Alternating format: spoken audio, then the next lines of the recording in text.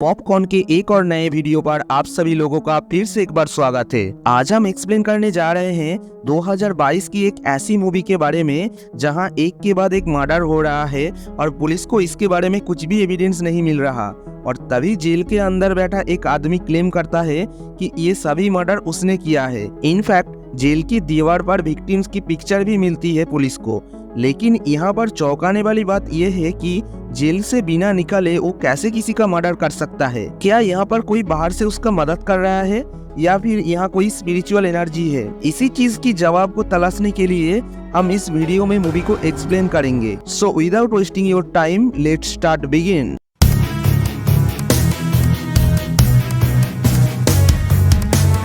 Movie की starting में हम डॉक्टर सेलिम रहमान नाम की एक शख्स को देखते हैं जहां वो अपनी कार से कहीं जा रहे थे। तभी उनके कार के सामने अचानक से एक किलर आ जाता है और उस पर अटैक कर देता है। फिर यहां से सीन शिफ्ट होता है और हमें एक जेल की सीन को दिखाया जाता है जहां पर ये न्यूज चल रही थी कि डॉक्टर रहीम कल रात से मिसिंग है। फिर यहाँ पर फादर पॉल आते हैं जेल की एक आरोपी विकी से मिलने के लिए और फादर पॉल विकी के अंदर कुछ अनयूजुअल भी नोटिस करते हैं। फिर यहाँ से सीन शिफ्ट होता है और हम पुलिस स्टेशन के सब इंस्पेक्टर माइकल को मॉर्चुरी के बाहर देखते हैं जो कि एक केस के सिलसिले में यहाँ आया था। और यहीं पर उन्हें एक कांस्टेबल की कॉल आता है जो कहते हैं कि सर पालगढ़ के जंगल में एक कार में लाश मिला है। जो सुन के माइकल थोड़ा परेशान होता है और कहता है थोड़ी देर बाद मैं वहाँ पर आता हूँ। और फिर वो मॉर्चुरी के अंदर जाता है डॉक्टर बद्रा से मिलने जो कि उनके काम में बहुत एक्सपर्ट हैं। और फिर माइकल डॉक्टर बद्रा को उनके साथ ये नए केस में जाने के लिए रिक्वेस्ट करता है और फिर डॉक्टर बद्रा भी इसके लिए मान जाती है। फिर माइकल डॉक्टर बद्रा को अपने साथ उसी जंगल में ले आता है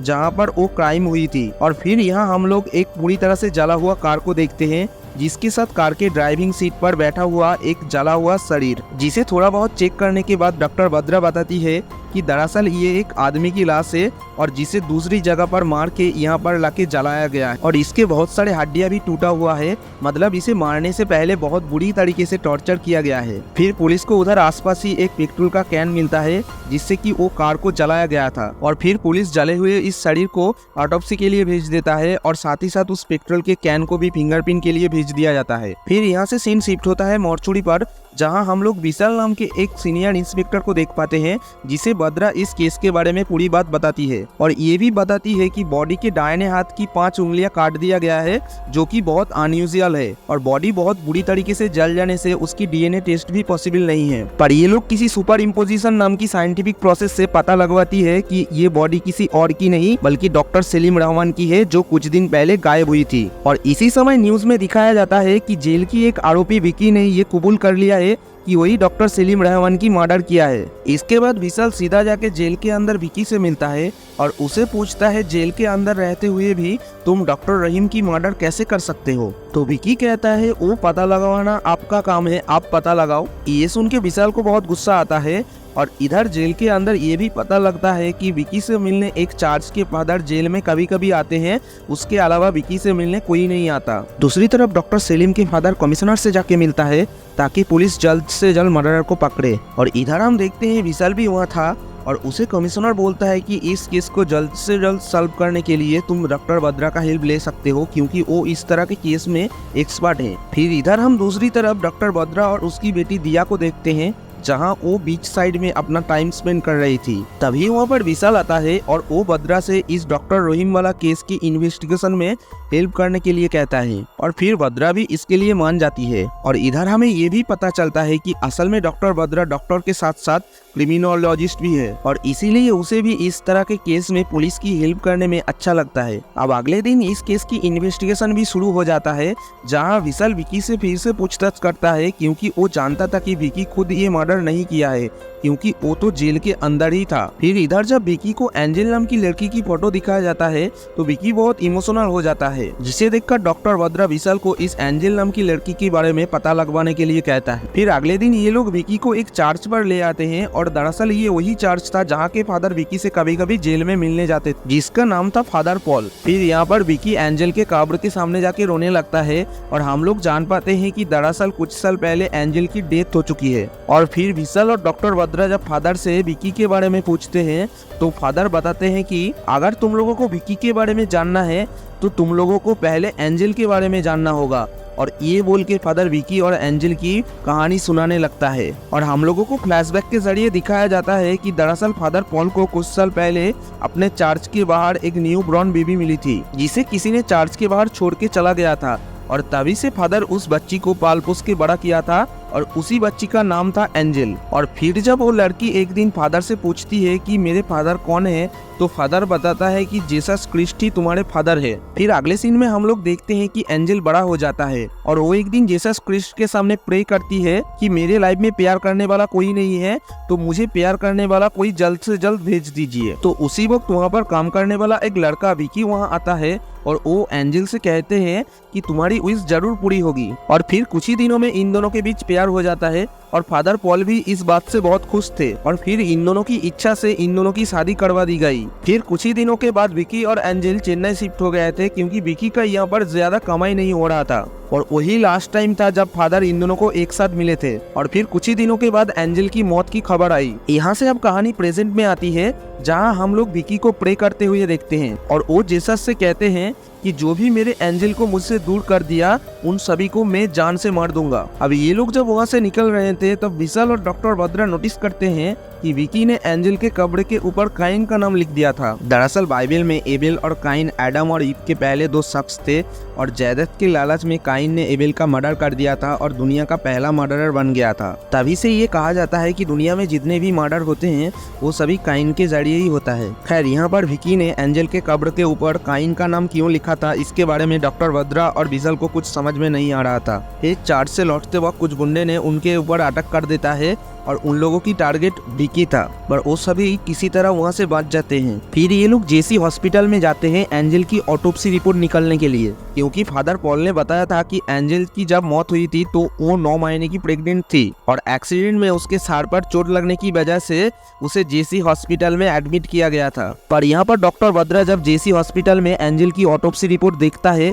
तो वहाँ पर डॉक्टर सलीम रहमान की सिग्नेचर थे और ये देखते ही डॉक्टर भद्रा समझ गई थी कि ये रिपोर्ट फेक है, क्योंकि एंजल की सर पर चोट लगी थी तो एक हार्ट सर्जन इस केस को क्यों हैंडल करेगा, जरूर यहाँ कुछ गड़बड़ है। इसीलिए भद्रा और विशाल डिसाइड करते हैं कि उन्हें एंजल की ऑटोप्सी फिर से करनी होगी और इसीलिए वो लोग जब फादर पॉल और कोर्ट से भी परमिशन करवा के लौट रहे थे तभी किसी ने फादर पॉल को शूट कर दिया, जिससे उसकी कंडीशन बहुत खराब हो जाता है। और यहाँ पर भद्रा को शक होता है कि जरूर इस केस को कोई दबाना चाहता है और इसीलिए वो लोग रात में ही एंजल की कब्र के पास जाता है और भद्रा के शक के मुताबिक तभी वहाँ पर कुछ लोग एंजल की कब्र को खोदने की कोशिश करते हैं, पर विशाल उन सबको वहाँ से मार के भगा देता है और अगले दिन मैजिस्ट्रेट की परमिशन से एंजल की बॉडी को कब्र से निकाला जाता है और भद्रा एंजल की ऑटोप्सी करती है। और ऑटोप्सी के बाद भद्रा जब विशाल से मिलती है तो भद्रा विशाल को बताती है कि आज उसने एंजल की पहली ऑटोप्सी की है, मतलब इससे पहले एंजल की बॉडी को बिना ऑटोप्सी के ही दफना दिया गया था और रिपोर्ट भी बनवा दिया गया था। और एक चौंकाने वाली बात ये भी था कि एंजल की बॉडी में से उसका हार्ट गायब था, यानी कि जेसी हॉस्पिटल में एंजल के साथ कुछ न कुछ तो गलत हुआ था और यही पता लगाने के लिए डॉक्टर भद्रा और विशाल फिर से जेसी हॉस्पिटल में जाते हैं। और जहां हॉस्पिटल में डॉक्टर अब्राहम एबेल की नेम प्लेट देख के भद्रा को याद आता है विकी का वो एंजल की कब्र पर लिखने वाला बात, और जिसके मुताबिक विकी का अगला टारगेट डॉक्टर अब्राहम एबेल हो सकता है, क्योंकि विकी ने काइन और एबेल को जिक्र किया था जहां काइन ने एबेल को मार दिया था। फिर इसी शक के बेसिस पे ये लोग डॉक्टर अब्राहम एबेल से मिलता है और यहाँ डॉक्टर एबेल से एंजल की मौत के बारे में पूछते हैं। तो डॉक्टर एबेल अचानक से बातों बातों में बताने लगता है कि तुम लोगों को क्या लगता है इतने बड़े हॉस्पिटल के डॉक्टर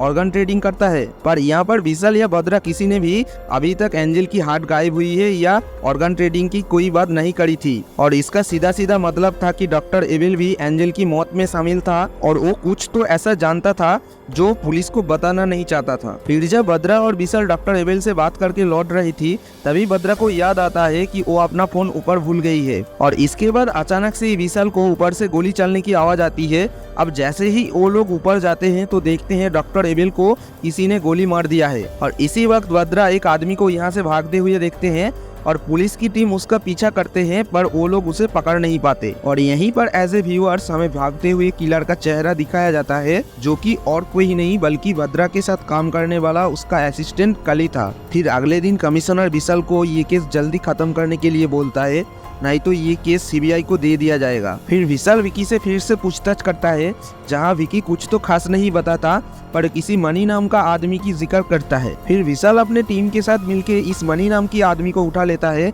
और उसे पीटने के साथ साथ उसे पूछताछ भी करता है। दूसरी तरफ बद्रा जब विकी से उसके नेक्स्ट टारगेट के बारे में पूछता है तो विकी बोलता है कि वही आदमी जिसके सीने में एंजल का दिल आज भी धड़क रहा है। इधर मनी को बहुत टॉर्चर करने के बाद वो विकी और एंजल के बैक स्टोरी के बारे में बताता है, जहाँ कुछ साल पहले एंजल जब 9 महीने की प्रेग्नेंट थी तो विकी और एंजल जेसी हॉस्पिटल में आया था और यहीं से लौटते वक्त मनी और उसकी फ्रेंड्स ने मिलके एंजल की गले की चेन खींचने की कोशिश करती है, जिससे एंजल बाइक से गिर जाती है। फिर विकी उन दोनों को पकड़ने के लिए उन लोगों के पीछे भागता है और जहां पर मनी का फ्रेंड एक ट्रक के नीचे आकर मारा जाता है, पर मनी वहां से बच के निकल जाता है और एंजल की हालत बहुत खराब थी, इसीलिए उसे जेसी हॉस्पिटल में ही एडमिट किया जाता है। दूसरी तरफ जब भद्रा विशाल से मिलती है तो वो कहती है, अभी तक हम लोगों को लग रहा है विकी ने ये सभी मर्डर किए जा रहा है एंजल की मौत की बदला लेने के लिए, लेकिन एंजल फादर पॉल के भी अपनी बेटी की तरह थी जिसे उसने बचपन से पाला था, इसीलिए ये भी हो सकता है कि फादर पॉल ने ही ये सारे मर्डर को अंजाम दे रहा हो। खैर इधर अब हम लोगों को कली की बैक स्टोरी दिखाया जाता है,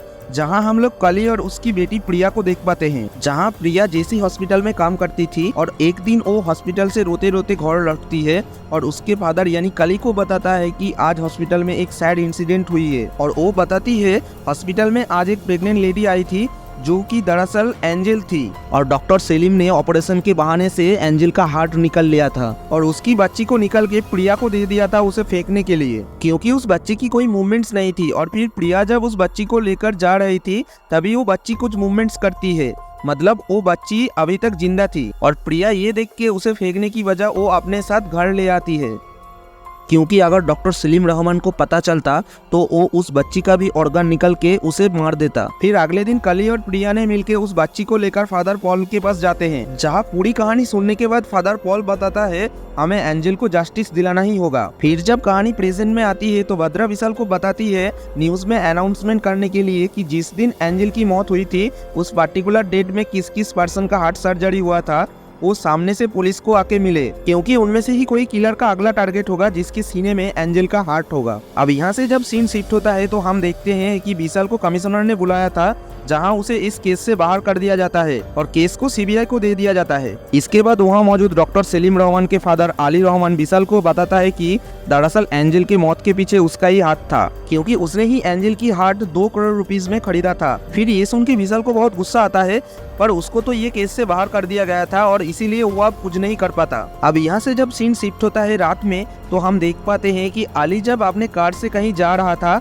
तभी कली उसे किडनैप करके एक फैक्ट्री पर ले आता है और इस बार यहाँ हमें और एक शख्स को भी दिखाया जाता है जो कि थी डॉक्टर भद्रा। हाँ जी हाँ दोस्तों, दरअसल इन सब के पीछे आखिरकार डॉक्टर भद्रा ही मास्टरमाइंड थी। यहाँ से हमें फिर से पास्ट की स्टोरी दिखाया जाता है, जहाँ हमें इस कहानी के बारे में पूरा पता चलता है। खैर पास्ट में हम देख पाते हैं एक दिन डॉक्टर भद्रा ऑटोप्सी के बारे में अपने स्टूडेंट को लेक्चर दे रही थी और इसी वक्त उसे एंजल की ऑटोप्सी रिपोर्ट वहाँ पर दिखाई देती है, जो देखकर डॉक्टर भद्रा बहुत डिस्टर्ब हो जाती है, क्योंकि वो इस लड़की को तो पहले से ही जानती थी। दरअसल भद्रा और एंजल कुछ दिन पहले एक बस में मिली थी, जहाँ भद्रा और एंजल के बीच में दोस्ती हो जाती है और एंजल अपना लॉकेट भद्रा को दिखाती है, जहाँ एक साइड उसका और विकी का फोटो था और दूसरी साइड खाली था, क्योंकि उसमें वो अपने होने वाले बच्चे का फोटो लगवाने वाला था। फिर बातों बातों में एंजल की स्टॉप आ जाती है और वो अपना लॉकेट भद्रा के पास ही भूल के बस से उतर जाती है। फिर भद्रा उसे अपने पास संभल के रख देती है। फिर आगे एंजल के साथ जो हुआ था वो कली भद्रा को बता देता है और जो सुन के भद्रा बहुत इमोशनल हो जाता है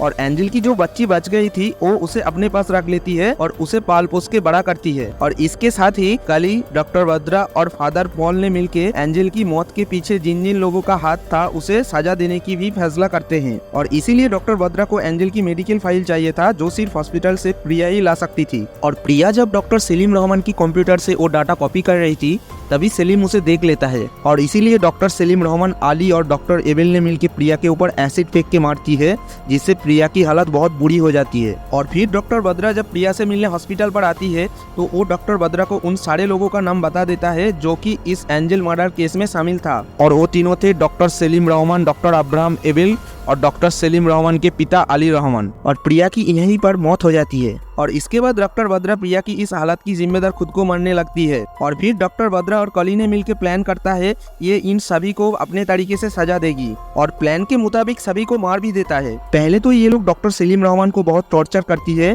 और उसके बाद कार के अंदर जला के मार देती है जिससे कि कोई डीएनए सैंपल भी ना मिले। और फिर जब विशाल और डॉक्टर बद्रा डॉक्टर एविल के साथ मिलने आई थी तभी डॉक्टर बद्रा फोन लेने के बहाने से जब ऊपर आई थी तभी वो डॉक्टर एविल को शूट करके मार देती है। फिर जब कहानी प्रेजेंट में आती है तो ये लोग अली को भी जान से मार देता है और ये सब करते टाइम क्राइम स्पॉट पर डॉक्टर बद्रा चालाकी से एक ऐसे शख्स की फिंगरप्रिंट छोड़ता है जो कि कई साल पहले मर चुका है जिससे कि पुलिस को कोई सबूत ना मिले। फिर एंजल की बॉडी को विकी के सामने रिस्पेक्ट के साथ दोबारा से दफना दिया जाता है और मूवी के एंडिंग सीन में बद्रा विकी को एंजल की वो लॉकेट देकर जाती है और विकी जब उस लॉकेट को ओपन करता है तो वहाँ विकी और एंजल की फोटो के पास में दिया की फोटो लगी होती है जिसे देखकर विकी शॉक्ड हो जाता है। तभी दिया आकर विकी को गले लगता है और तभी विकी समझ गया था कि वो दरअसल उसकी और एंजल की ही बेटी थी। और फिर मूवी के एंड में हम देखते हैं पुलिस अभी तक फिंगरप्रिंट्स के पीछे पड़ा हुआ था और जिससे कि वो लोग ये केस को कभी भी सॉल्व नहीं कर पाएगा क्योंकि अभी तक तो हम लोग जान चुके हैं कि डॉक्टर बद्रा ने फिंगरप्रिंट के साथ क्या किया था। तो ये था कड़ाभार मूवी की पूरी स्टोरी। वीडियो आप लोगों को पसंद आए तो वीडियो को एक लाइक करके चैनल को सब्सक्राइब करना और बेल आइकन को भी ऑन कर लेना। मिलते हैं अगले किसी वीडियो पर, तब तक के लिए जय हिंद, जय Bharat, take care, bye bye.